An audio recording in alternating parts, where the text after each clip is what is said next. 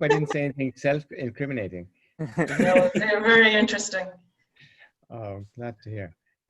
We've got 50% of the votes. Being recorded, by the way. It is being recorded. Yes. Then I'll make sure I'm polite about my wife and kids. And Mohit maybe also being kind to him. No, it's open season, yeah. Okay, so we've got almost everyone's voted. So I'll share the results, and Dhiraj, you can let us know if this is if folks got it right. So we've got 60%, 67% of the people believe that your first job was not at Save the Children. Okay. 30% believe that you didn't take a gap year before starting business school. And almost everyone believes that you do have 3 kids whose ages range from 6 to 16. So Very interesting. which one's the lie? Well, the funny thing is that, so the first one is true. So I left Shazam, I joined Save the Children. The second one is true. My kids, my youngest is 7. His name is Jeremy. My middle son, Max, is 10. And my oldest daughter, Tanya, is 13. So it's true. The third one, I took a gap year before starting business school at Stanford, is also true. However, I didn't actually take a gap year. I applied to Stanford Business School and didn't get in. So they said, come back a year later. So I didn't take a gap year. They told me to go away. So I guess that's the one which is probably not true, technically speaking. They gifted you a gap year. Exactly, which was a fantastic gift. You've actually hit the nail on the head, Noreen, because, I was on this track pretty much of, education and then career and then business school.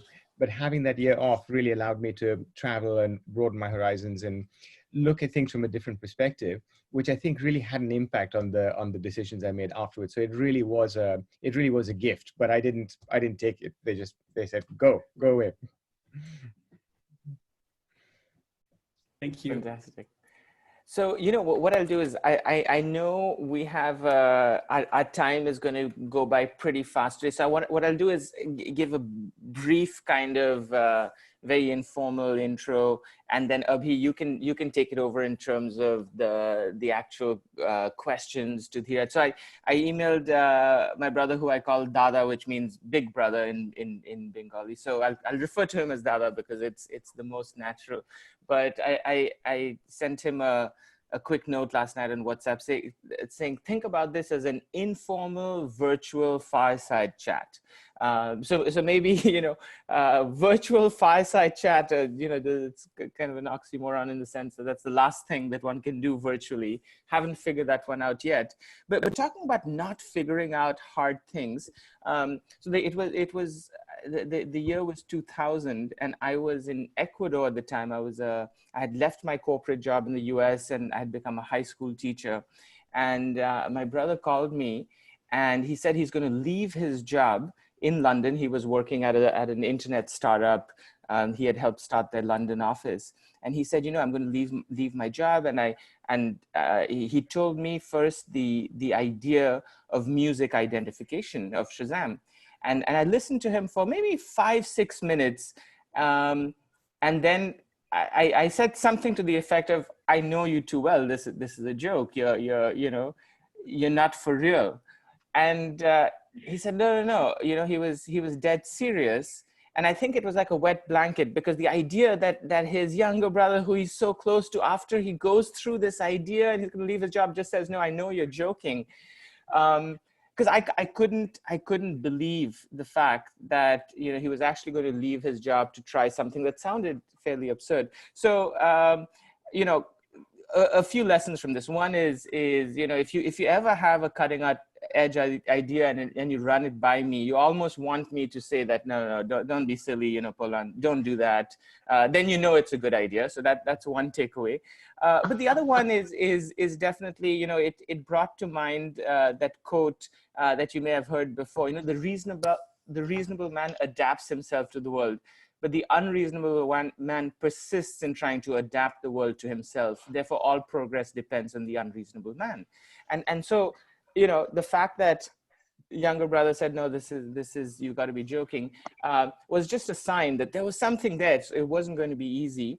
And then the idea of, I don't know if we've talked about this explicitly, but the entrepreneurship and social entrepreneurship to me are like this. Once you have the qualities to do something, to change things, then it's just a slight shift over to change something in another area. And so there's like a 90% overlap in so many of the traits of entrepreneurs and social entrepreneurs. So I think, is there one more thing I wanted to say before we get started? Yeah, so the story goes, a few weeks later, I had my long summer off as a teacher, and I was Shazam's first intern. That's my claim to fame in the year 2000. But so Dada, thanks so much for circling back. It's almost exactly 20 years later. And yeah, Abhi is going to, Abhi and I chatted a little bit about some questions that he can lead you through. But please, all of you, please feel free to jump in. Let's make this as informal and helpful as possible. So I think Dhiraj has about 45 minutes, and then Abhi will continue on. So thanks again for everyone for joining, and especially Dada for being here. Absolutely. It's a perfect setup. Yeah, just let's make this conversation. I'm looking forward to sharing some stories from the old days. Thank you so much, Mohit, for the introduction. And thank you, Dhiraj, for joining us. We're all really excited. Can't tell you how many participants have already emailed me a bunch of questions. There's a lot of excitement, but I do hope that we'll be able to make the most of our time together. I want to kick off with a quick, just kind of introduction for anyone who hasn't, I believe there's not many people, but for anyone who hasn't had the chance to have a look at your bio. So welcome everyone to week 3. Today we're going to be talking about business plan, business model. Just a quick housekeeping note, just to make sure that we're all on the same page. Unless you're speaking, if you're able to turn off your microphone, that would be wonderful. But again, as Mohit said, if there is a question, if you'd like to jump in, please feel free to jump in as well. If you do have additional questions and you feel like, we have some prepared questions. So if you feel like there are additional questions that are maybe a follow-up question, feel free to type it on the chat function, and I'll make sure to read that out loud as well. The meeting is being recorded to share with other students who are not able to join us due to time difference as well. So just some quick housekeeping notes. A quick introduction on Dhiraj. This is like a really small part of what I've found on Dhiraj's work. He, as Mohit just mentioned, he co-founded Shazam in 2000, which is the world's first mobile phone-based music recognition service. He was the director there from 2000 to 2003. And raised over 600,000 in seed funding and over 10 million in venture capital investment. So as we talk about business plan in this third week and talk about how do we sustain our ventures, this conversation, I believe, will be very, very crucial in that. As we all kind of know now, Shazam was acquired by Apple in 2017, and Dhiraj has remained extremely active as an angel investor and has focused on emerging tech and also tech for good. He has a BA in mathematical economics from Dartmouth and an MBA from Stanford. And he speaks at regular conferences on innovation, entrepreneurship, and emerging technology. So we're super honored to have you here. So we'll kick it off. I'll actually stop sharing my screen so that we can actually have a chat. So we have a few questions that I've prepared beforehand. And then we'll actually open up for some other questions. So the first question that I think is on everyone's mind is just to understand a little bit more about your founding story of Shazam. So what is the founding story of Shazam for you? So it started in a bar in San Francisco. So I was chatting with a friend of mine called Chris, and this was in the late 90s. It must have been 97 or 98, something like that, when everyone and their brother was an entrepreneur in the Bay Area. So Chris and I said, look, we should be entrepreneurs as well. It's, hashtag trending. Sorry, there's no hashtag, but it's just the trendy thing to do. So we pretty much decided to become entrepreneurs then and there. But we didn't have any ideas. So we went back to some tried and tested methods. So we'd drink a few beers and try to come up with ideas. And that didn't actually work out very well because none of them were very good. But Chris actually came up with this idea of being able to identify music wherever you are in a bar or club, because he'd be out and about and he'd hear a song and he'd have no idea what it was. And he'd ask me and I'd have no idea either. So when I first heard about it, I thought, well, that would be really cool if you could solve this problem. But then there's so much more you can do. So you can discover more about the artist, you can buy concert tickets, you can discover related music, etc., etc. And so Chris was doing his MBA at Berkeley Business School at the time.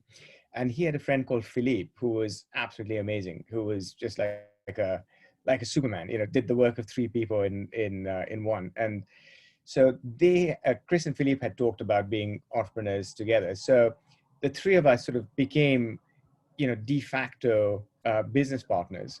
The only things which held us back was that none of us was technical and none of us knew anything about music. So we're like, what do we do? We'd better find someone like smart to help us out here. And that's how we brought on board our fourth co-founder, Avery, who's a genius. So he makes up for the average IQ of his business partners. And Avery has a PhD in digital signal processing from Stanford University. And he basically took on this challenge of inventing an algorithm which could identify music out of thin air.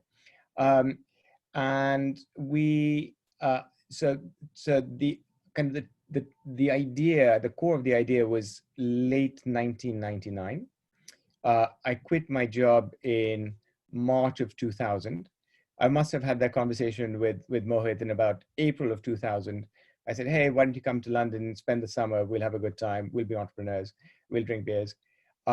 And he joined us, must have been June of 2000, which unfortunately was exactly when the internet bubble burst.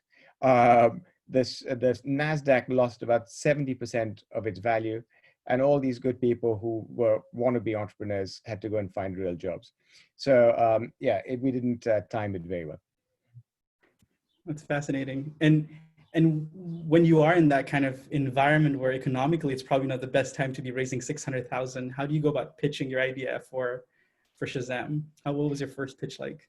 Yeah, so when we started, we basically wrote a PowerPoint deck which said, imagine if you could, identify music using your mobile phone with 10 or 15 seconds in any environment. Wouldn't that be great? And if everyone in the world used it 4 times a month, then it would be worth billions and billions. And so it was a great PowerPoint, full of, terrible untruths, but we were sincere in writing those words, but it turns out it was a far cry from reality. And the initial conversations which we had, people said, is there any proof to this pudding? So Avery very kindly invented this breakthrough science in the space of about 3 months, sitting in the basement of his house in Palo Alto, which allowed us to put together a demo of how the service would work.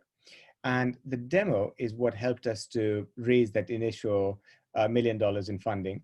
And that was from angel investors. So from people who worked in technology, in music, in the mobile business, because they were just sold on this vision, this idea. And, anywhere from 5 or 10,000 pounds all the way up to, we had one investor who wrote us a check for $250,000. And that was in the middle of 2000, when the internet boom was still going relatively strong, and people were coming up with all kinds of crazy ideas and making them happen. By the time we finished that round, which was the summer of 2000, then pretty much the writing was on the wall that things were going to change. The next round, which we raised, was a venture capital round, which was a $8.5 million round, and that was a lot harder. I can imagine, yeah. And what was, so you mentioned kind of initial pitching and then going back to the drawing board, spending this 3 month, iterating on a prototype. Yeah. Was there, were all of you were a team of 4, were all of you just full-time investing in this? Were you actually doing other things? And when was the decision to kind of jump off the cliff together, or was it actually a gradual process for all of you to be fully working on this? Yes. So Chris and Philippe, my business partners, were at Berkeley Business School, and they finished up in around May or June of 2000. I quit my job. I was the only one who was working full time. I quit my job, I believe, it was the week that the NASDAQ peaked. I just didn't know it at the time. And Avery was working on another startup, which wasn't particularly going anywhere. So he kind of put that on hold and got involved full time in Shazam.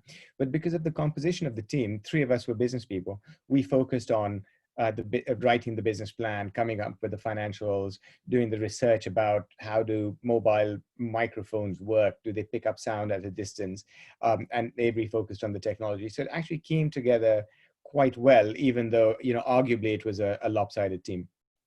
Yeah, no, that's fascinating. And you talk about the process of writing the business plan. From what we know, you were the person kind of responsible for writing and creating that business plan. Yeah. Do you have some advice on creating a business plan? Yeah, so the business plan which I wrote probably ran to about 30 or 40 pages. Nowadays, one doesn't write such detailed plans. And I think, a 10-slide deck is better.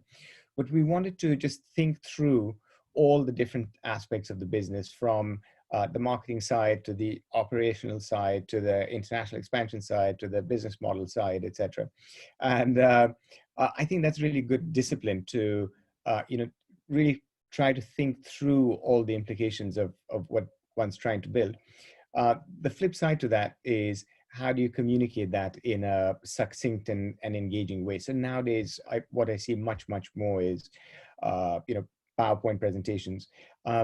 But I think what's very important is to have a level of rigor in the approach, particularly around numbers and projections. So, with three sort of over-enthusiastic MBAs running around, we had lots of detail in the business plan. As I said before, most of it turned out to be fiction, unfortunately, but that was the process we used. And what do you think about the entire 30, 40-page document that you had created? What was the one thing that you think that really piqued the interest of the investors, especially the larger investors that you were reaching out to? I think for any investor, the level of uncertainty is so big that you're making a leap of faith. And at the end of the day, you're trying to judge the individuals. And in the case of our investors, they were taking technology risks. So we hadn't proven the technology. Second, they were taking market risks. There was no guarantee that there was any demand in the market for the service. Third, they were taking operational risk in terms of finding the right people to build up the team. Fourth, there was dependency on partnerships, so working with the mobile operators. So most flavors of risk that you can find in a venture, we had all of them, and loads of it. So the only thing that they could go on was sort of passion and intuition, which is usually not a great basis for investment, but it turns out it's a really important factor. And two is any evidence whatsoever that we were not completely mad. So, working hard, rigor, justification, documentation, etc., all signals of diligence, I guess, which they desperately needed. That makes a lot of sense. I think one of the question, or a couple of questions around pitching that folks have asked is, was there a presentation that you feel really proud about? That one presentation to an investor that you think back to and you're like, wow, that was an amazing pitch that we did that just blew them away? I'm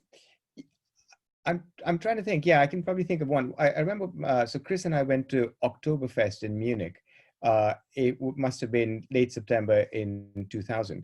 And we're like, hey, while we're here for a bunch of Bavarian beer, let's see if we can find some VCs as well. So we set up a meeting with an investor and we pitched to him and he was like, oh, it sounds interesting. And then we asked if we could take a picture with him afterwards so we could have like a memory of our first investor meeting. I can't actually remember what happened with that fund, but we must have pitched 50 or 60 different funds, and the very, very vast majority of them turned us down with good reason. But I think probably my favorite pitching experience was Chris and I had gone camping and somewhere near Cambridge. We came back looking a bit grubby because we hadn't showered for a couple of days, in shorts and t-shirt. And we were meeting an investor who was the chief technologist of British Telecom in a fancy hotel. So we walked into this fancy hotel looking a bit out of place. This gentleman came up to us. We did the pitch and we showed him the demo. and he jumped out of his chair and just like walked away really quickly without saying a word. And so we didn't know what was going on. And he came back 2 minutes later with a friend of his, also, sort of suited and booted. And he said, "Sit down, Henry, you have to see this demo." And so he made us pitch again. So the one thing which really stood out in our pitch was the demo. Mm-hmm. Yeah, and sorry, Mohit, I see your hand up. Was there a follow-up question? No, go for it first, Abhi, and then I have a very quick story. I was just going to say, I guess one of the lessons is definitely going camping, and going to Oktoberfest seems like See, this is why I woke up very early in the morning to join, because there's one more lesson I want to take away. No, Abhi obviously is joking. So my first, so when I was interning with them in London in the year 2000, I went to an investor pitch, which was, they had a very good prospect because it was an ex-Robbie, somebody who, high net worth individual. My brother had known him from a previous job. There was a high level of trust, and they had just kind of wrapped up their business plan. So it was a very, very comfortable situation. Their pitch went really well. I remember they started with the question. Robbie, who was living in London at the time, was also American.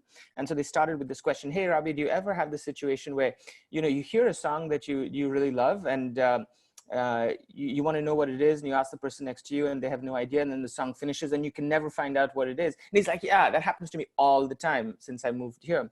And so they had him hooked from the beginning, and they ran through the plan, and he trusts them, liked them, he wanted to invest. You could tell. I was taking minutes for this meeting, and then at the end of this, he's like, "Guys, this is amazing. Now I want to see the demo."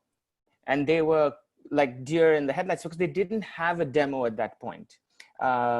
So the prototype or the demo, the fact that they can make this idea work at a small scale was a huge missing link. So Abhi, as you said, there are a couple of learnings from that camping story. One is definitely go camping and show up grubby and before any investor meeting. No, not that one, but the idea of even a small prototype of the big idea can knock people's socks off. So just wanted to add that. And it always left me thinking, projections and PowerPoint. I think Dada, to your point, that an elaborate business plan shows diligence, right?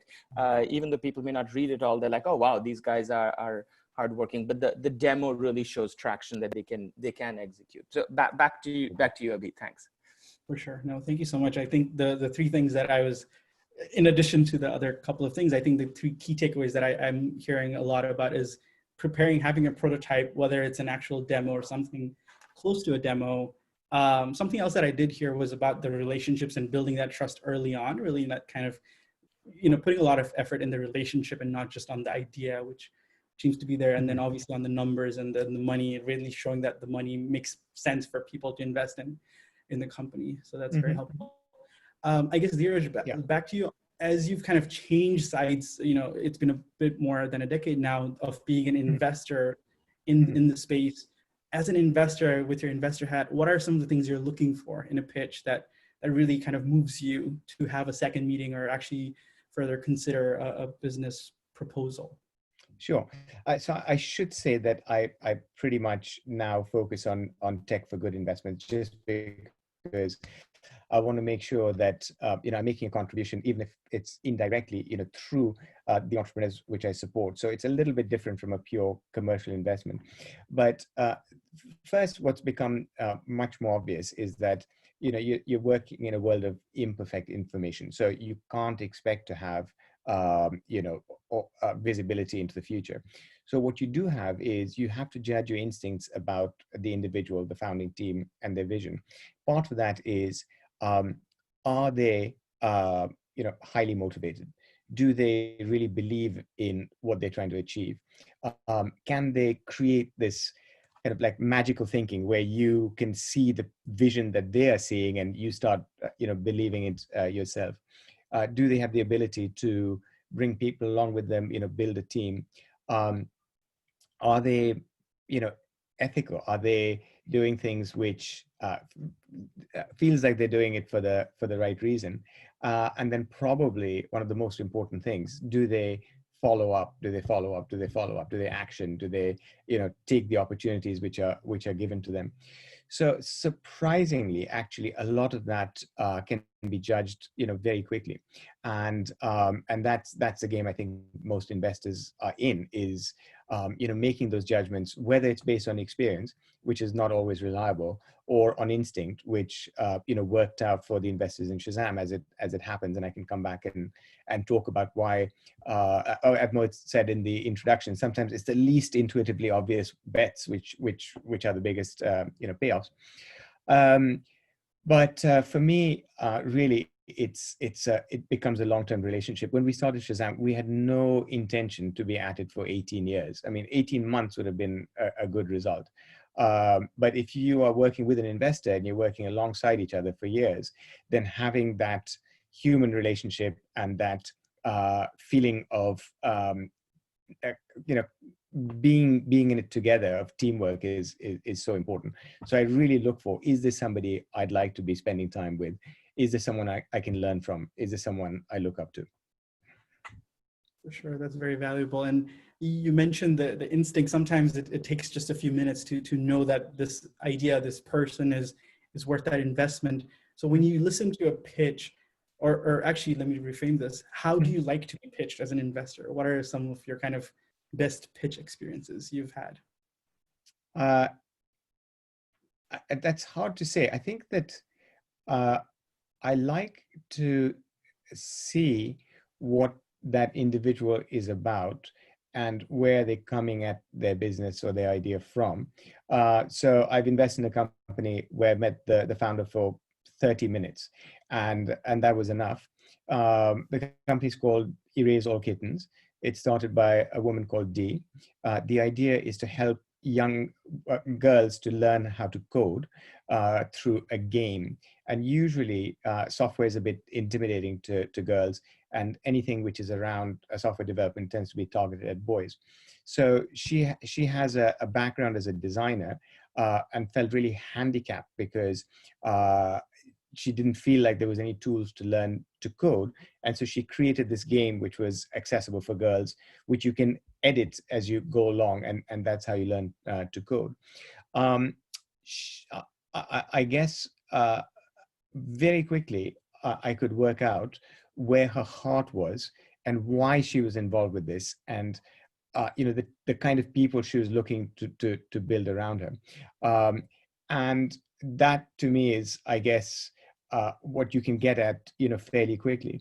The kind of pitches I don't like are the ones where they're following a script, or it's too canned, or it's sort of one of a whole series, and you're just somebody who can write a check. Because in my world, it doesn't work. You really need to look at, if you're going to have this investor around your table for the next 5 to 10 years, what are they like? What motivates them?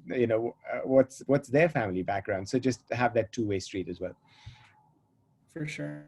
And I guess, and this connects with, the tech for good space, where you have a majority of your investments and focus. And it kind of feels like it's social entrepreneurship, but it kind of also feels like it's what typical entrepreneurship would feel like. Do you feel like there is a distinction between entrepreneurship and social entrepreneurship, especially in today's world? Like, is that traditional divide still existent, or do you feel like those two are actually merging in some ways? Yeah, I think so. I mean, after Shazam, I wanted to do something which gave back rather than just trying to, make money for our investors. And that's why when I joined Save the Children, it was to do a complete kind of refresh in terms of, objectives, in terms of the types of people I was around, etc. And I found that in the charity sector, there were all kinds of other complications. So there were politics, which I was not aware of, and there were dynamics which I just were completely unfamiliar to me as an entrepreneur, where you're working hard and kind of pulling together. So I think in my mind, yes, there is a difference. So if you want to do good, if you want to work for a charity, if you want to be a philanthropist, there's loads of avenues and opportunities to do that. If you want to be an entrepreneur, then it's a tough gig, as we all know. But I think putting the two together, to me, is a signal of what Mo was saying right up front, which is it's a very similar type of person profile or personality type, which is audacious enough to think that they can start something from scratch, and foolish enough to think they can make a dent in terms of what they want to impact. So actually those two things go very well together, but they're by no means joined at the hip. You can get two complete extremes between people who really want to do good and people who just want to build a business. For sure. Thank you so much. I'm actually going to open up now. We have about 15 minutes with Dhiraj, and I've already seen a couple of questions, but I'd love for folks to actually read out their questions and just be able to interact as well. So if you haven't already, set up on gallery view so that we can see everyone, and then we can have folks ask their questions. I'll start actually from just the top. So I see, I think I asked Liepa's question, but so Marco, if you'd like to go next, we'll take Oh, sure. Hi. Well, thank you for joining and sharing your experience with us. Sure. My question would be, when you were trying to do the speech, what were the major roadblocks that you find when talking with investors? What was that? Were there any commonalities around this when doing the pitch? So investors are in the business of saying no, and so they need to be systematic about the things which could make an investment, not work out. And so we got the same questions, over and over again, which is, how are you going to make the technology?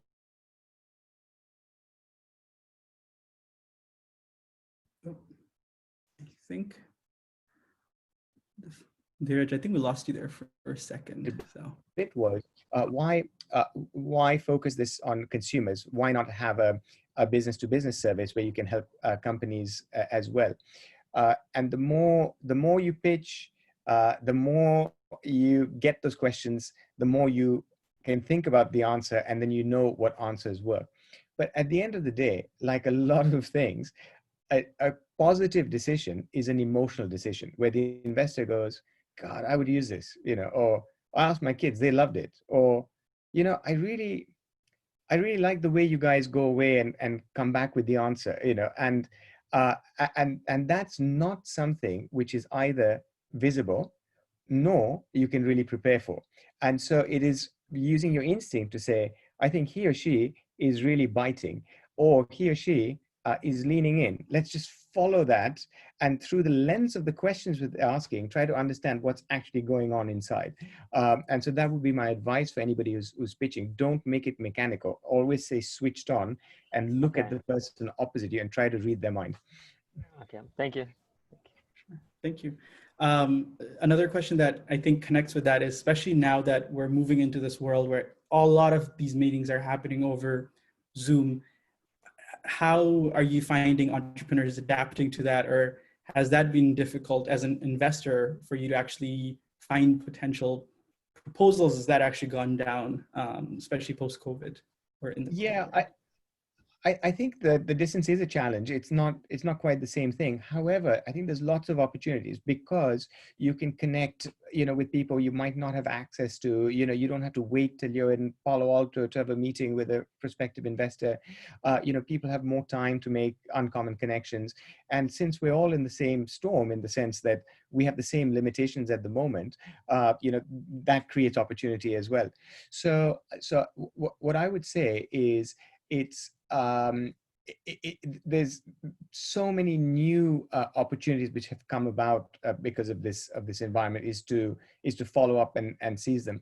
And as an entrepreneur, you have to make up the rules all the time. So you can just make up rules as you go along about what's acceptable and what's not acceptable in this medium, because the rules haven't been well written yet. For sure. I think Lipa had a follow-up question on that about persistence. So I'll let her. Yeah, hi, thanks for being here. It's really great to have this opportunity to, talk with some of the most famous entrepreneurs, and really the ones who started it with the .com bubble just picking up. My follow-up question is, can someone be too persistent? Let's say they pitch you, you tell them negative feedback, or you say there are some problems with your idea, they iterate, they pitch you again, you come up with some other things to fix, and they just go again and again and again at you. Is there such thing as too much persistence? Yeah. So I think it's the difference between an attitude is, what can you do for me? Versus what can I do for you? So if you say, look, you're wealthy, you're an investor, you know, I've got a business. Well, what can I give you an opportunity which you're excited about? How can I give you an opportunity to change the world? How can I give you something to tell your wife and kids about? Then that persistence is appropriate. And so people who are too persistent are the ones who are not reading the signals, and so that's I guess the calibration. But anybody who calls just once or emails just once and then stops is not persistent enough. So 2, 3, 4 is absolutely fine. It's just listening to what's coming back as well from that persistence. Sure. Thank you so much. Next up, I think I see Nora. I think you've asked a question. If you'd like to ask that question to Dhiraj. I think your microphone is. Hi, thanks for the presentation. I watched your videos, and I'm just interested how this translates into the sort of work that I've been in. And, you know, I can't see, mostly when you're trying to do something, I want to work with children affected by domestic violence and run programs. Mm-hmm. So to date, it's discouraging because you continually, it's flavor of the month and you get, you know, enough for 1 or 2 programs from the Children's Crisis, blah, blah, blah organization, and then it's gone. But you're always pitching to people who already have a budget, trying to get a little piece of it. Mm-hmm. So I'm just wondering, is there any way of sort of including more of a business approach? Because in the work with traumatized children, there is actually a lot of research to show it does save a great deal of money, because traumatized children go on to have very messy, costly lives. And no matter whether you think it's their own fault or not, they're still going to cost the state a fortune. Mm-hmm. So I don't know really, you know, if I'm in the right place at all in trying to see how that might work in terms of creating some kind of funding stream where you could be planning and expanding the work and not just crawling from one thing to another, if that makes sense.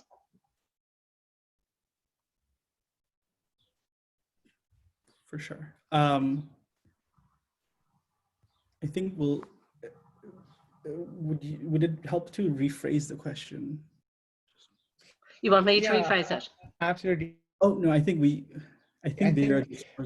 so they relate to that cause. Can you hear me okay?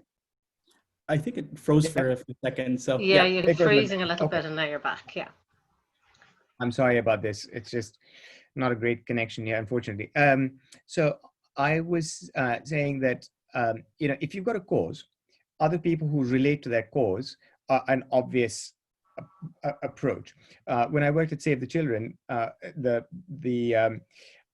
rule of thumb was the best donors are the ones who've donated before. It's very simple. However, there's a much bigger universe of people who don't necessarily support that cause, but they have a theme that they're interested in. They have a mission that they're trying to accomplish, but they might not be articulating it. So it's connecting your cause with that theme, which is important to them, and showing that your cause helps them advance their theme. And I think that's the trick almost to pull off, and to frame it in terms of you know, their mission rather than your cause necessarily. And saving money is always good, or having an impact is always good, but more subtle than that. What change are they trying to accomplish? Say, helping children in this way supports that. Thank you so much. I think we'll take a couple more questions and then we'll wrap up. Thanks very much. Sure, pleasure. Thank you, Nora. I think Shefali had a question. Shefali, would you like to go next?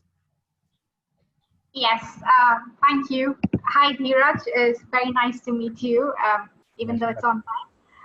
You know, you mentioned at the beginning that in hindsight, your 40-page business model seemed a bit extensive and unnecessarily long. And one of the aims of this session today is understanding the importance of writing a business plan. So, you know, given your experience and as you look back upon the time, what do you think would be, maybe the 2-3 components that you would have highlighted the most, and maybe shun the extraneous data?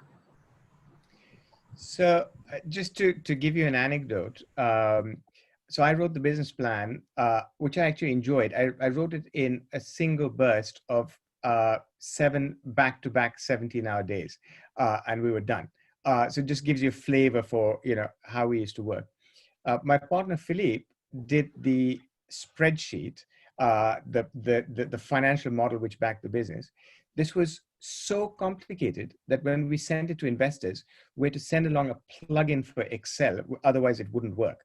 Now that's overkill, because actually you have no idea what's going to happen in 2005 when you're sitting in 2000. Just as if you're an entrepreneur today, you have no idea what's going to happen in 2025.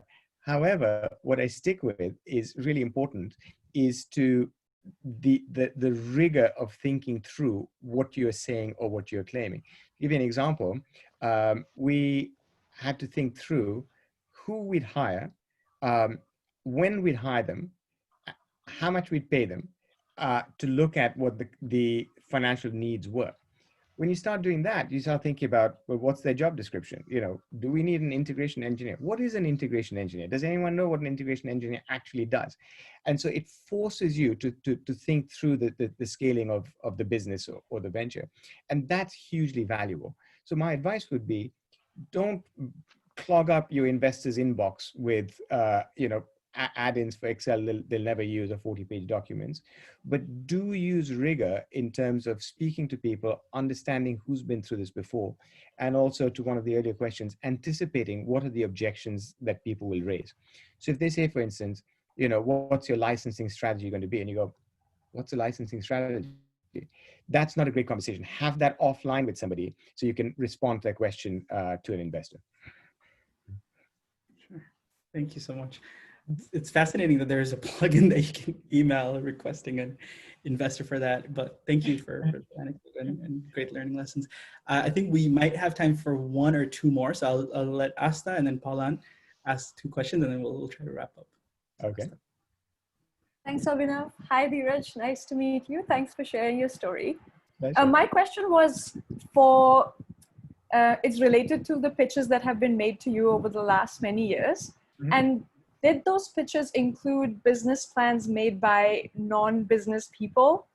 And what did they have? It's kind of connected to what Shefali asked. So how do non-business people make business plans? What is that thing that they need? Maybe they need a partner who can make a proper business plan, but if not, then how do we go ahead? Because I don't have a business head at all. So what do I do? Okay, that's a great question. So, when I went into this, I had a biased point of view because my degree's in mathematical economics. I work for a management consulting firm. I have an MBA. So I have a long formal business background. My business partners have a business background as well. So we were spoiled because we were overloaded in that area. What I do nowadays is I invest a lot in technology companies who may not have, so I prefer technical founding teams who don't necessarily have the business skills. And one of the things which I'm able to pick up on is when people are not comfortable with producing numbers, for instance. Now, unfortunately, so cash is the lifeblood of a business. If you run out of cash, then you've got to switch the lights off, which is really painful and happens, unfortunately, to some very good people. And so therefore, I would strongly urge you to either hire somebody or partner with somebody who understands the mechanics of P&L, cash flow, forecasts, monthly reporting. It's terribly boring. But if you have that as a blind spot, it can bite you at the worst possible time. And the worst possible time is a time like this, where you start off and you say things are good and we're going to grow and do well. And then something unexpected happens and all your plans change. If you can't react quickly enough, particularly as a small company, it can be life-threatening. So the first thing is to, if you recognize, okay, that's not my core competency, or that's not my skill set, finding somebody who's good at that, or somebody, it doesn't need to be a co-founder. It can just be somebody who's great at, at finance, is spending a couple of days a week, or even a couple of days a month with the business. But I spend a lot of time I'm on the board of a company started by a Oxford neuroscientist and a computer scientist. They are brilliant, super smart, but not best friends with their spreadsheets. And every board meeting, I say, we have to raise our game. We have to understand this better. Like, how about this what if scenario? Not interested in truth or falsehood. As I said, our spreadsheets were packed full of lies, unintentional, but more about, do you know how to make these things work, so you understand where you are in terms of the position of the business. Okay, thank you. Cool. Thank you so much. I do want to be mindful of your time, Dhiraj. Could we steal 2 more minutes just to ask this question? Okay. Yeah, I'm thoroughly enjoying this. So. Okay, well, Paulin, if you'd like to ask our last question. Yes, hi. My question is, in order to speak to the investors, I'm sure you must have had to demonstrate that that Shazam eventually would be a very unique user experience, but that more fundamentally it would meet a need, and that in fact there was something that that there was a potential market for that. And it's I mean, the idea is so innovative that nowadays we take it for granted that we wouldn't do without Shazam. And personally, I'm a regular user.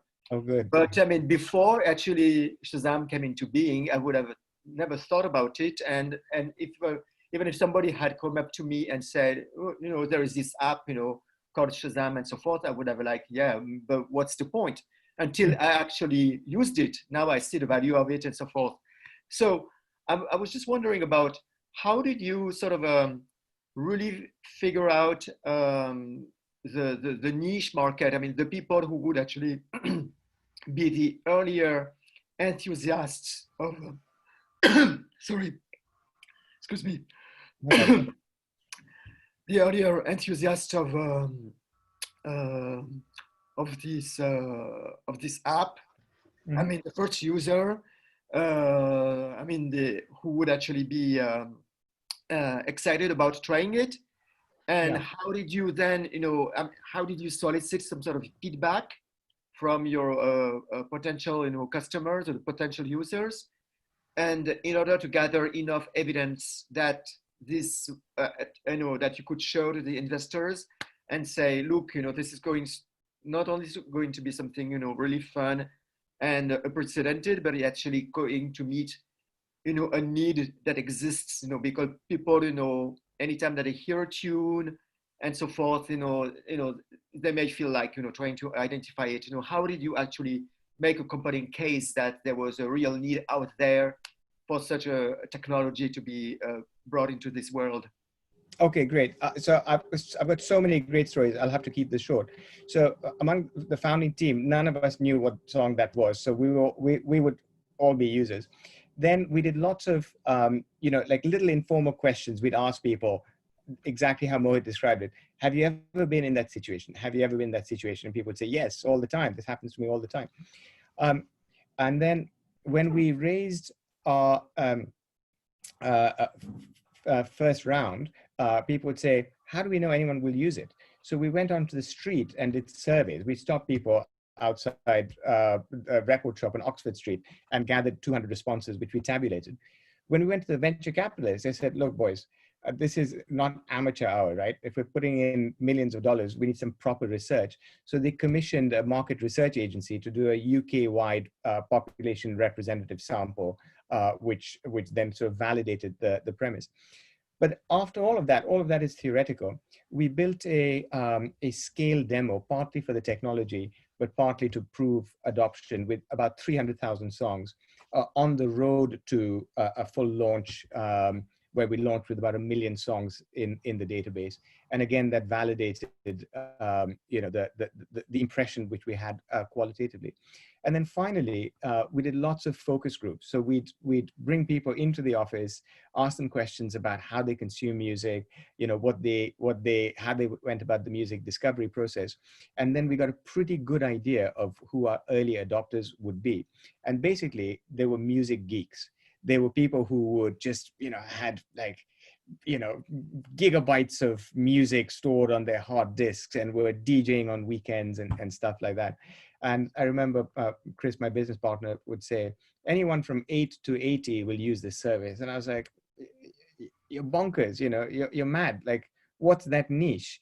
But in the end, he was right. It was used by a wide population, but the research helped us to get to what I call the music geeks as our first launch population. Wonderful. We'd love to keep you here and listen to all your stories. It's honestly, as someone who aspires to be an entrepreneur, I believe I'm still in that learning journey. So for me, this has been personally really inspiring, and I believe for all of our participants as well.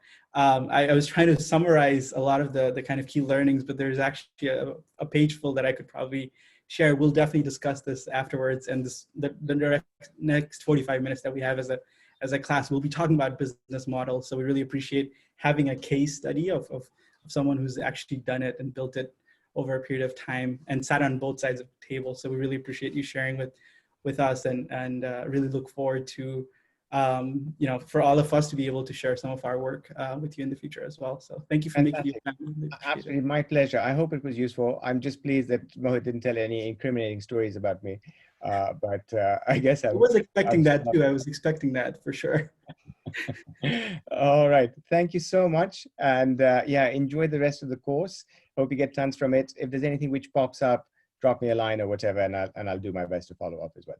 For sure. Thank you so much, Dhiraj, for your time. Wow, just on a personal note, this is really enjoyed this session. I took a couple of screenshots. It's going straight to India where mom is. But Abhi, I want to thank you also and acknowledge all the preparation for what felt very organic and informal. But Abhi, I know you and I prepped for this and really appreciate the way you hosted this. And of course, Dada, for making this happen. Thank you so much.